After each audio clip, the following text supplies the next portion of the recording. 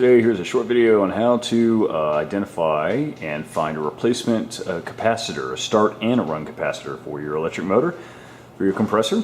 Here are two very popular types of capacitors. We have a start capacitor on the left and a run capacitor on the right. Typically it'll state on the capacitor if it is start or run. In this case, you see right here for motor starting, so it's pretty clear. What you want to look for are three basic specifications on your capacitor to find a replacement.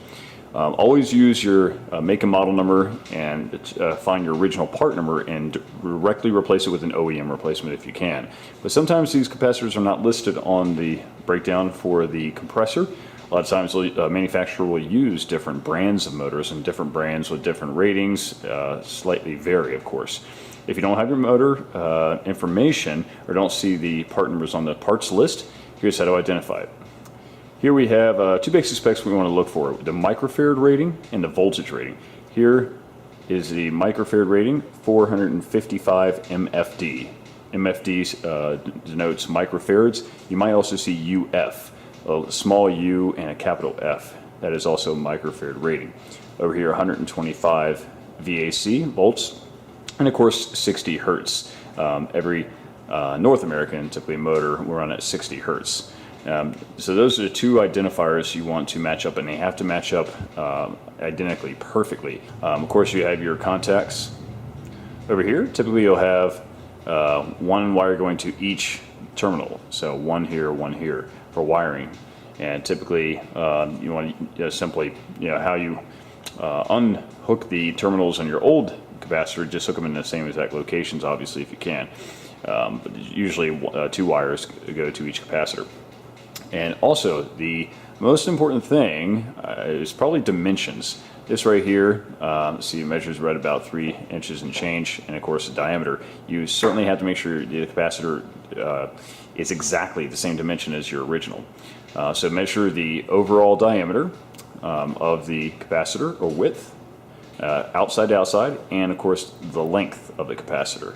And of course you have to match it up identically. If it is too small, then what will happen is a lot of times you'll have the casing that covers the capacitor may touch one of these terminals. If you have a metal capacitor, if it touches the casing, it can short out your capacitor. So it's very important that it's not too small or too large. Obviously, if it's too large, it will not fit, and the cover won't fit over it. But if it's too small, you can probably pad it with some electrical tape and some padding. But again, try to get the closest match dimensionally as you can. Here on the right, we have our run capacitor, and this is going to be a 20 UF capacitor. That's again your microfarad rating, little u, little f, and it may also be denoted MFD, but in this case it's denoted with the UF, 20 microfarad at 370 volts, obviously 60 hertz as well. Again, this is a slightly smaller capacitor. It's metal. It's from a different motor manufacturer than the run capacitor is, or the start capacitor rather. And of course you have your terminals on the opposite end, usually again 1 and 1. But again, try to wire it up as you remove the original if you can. Again, make sure you measure dimensionally and you get the width and the length. Make sure it matches up perfectly. That is very, very important. If you don't have dimensions or simply can't locate your capacitor for whatever reason, you can always contact the motor manufacturer, whether it be Marathon, GE, Baldor, and have them identify it for you.